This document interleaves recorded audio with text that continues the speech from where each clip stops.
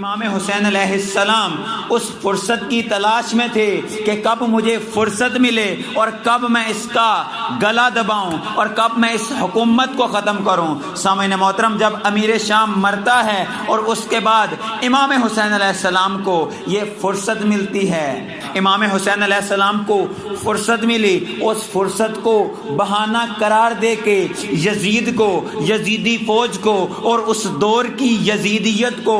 گیر کر کربلا کے میدان میں لے کے آئے۔ یہ امام حسین علیہ السلام کو کربلا کے میدان میں نہیں لایا گیا، حقیقی کربلا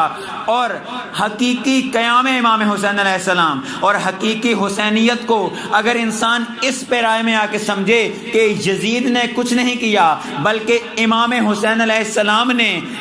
گیر کر یزیدیت کو، یزیدیت نے چاہا کہ حرم کعبہ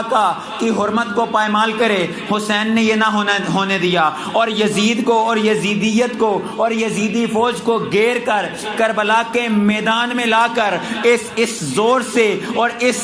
شدت کے ساتھ ایسا تماچا مارا کہ اس دور سے لے کے آج تک بلکہ قیامت تک کے لیے یزید مردہ آباد ہے اور حسین زندہ آباد ہے۔ اسی سے امام خمینی نے، امام راحل نے یہ قسم کیا اور کیا کہا کہ آج کے دور میں اگر کوئی عزادار، اگر کوئی ماتمی جلوس کے اندر، فرش عزا کے اندر کھڑا ہو کے اپنے سینے کے اوپر اگر ہاتھ مارتا ہے تو اس کو معلوم ہونا چاہیے کہ وہ ہاتھ اس کے سینے پہ نہیں بج رہا بلکہ یزید اور یزیدیت اور ہر دور کے یزید کے منہ پہ آ کے بجتا ہے، اور یہ ثابت کرتا ہے کہ یزید کل بھی مردہ آباد تھا، یزید آج بھی مردہ آباد ہے، حسین کل بھی زندہ آباد تھا، حسین آج بھی زندہ آباد ہے۔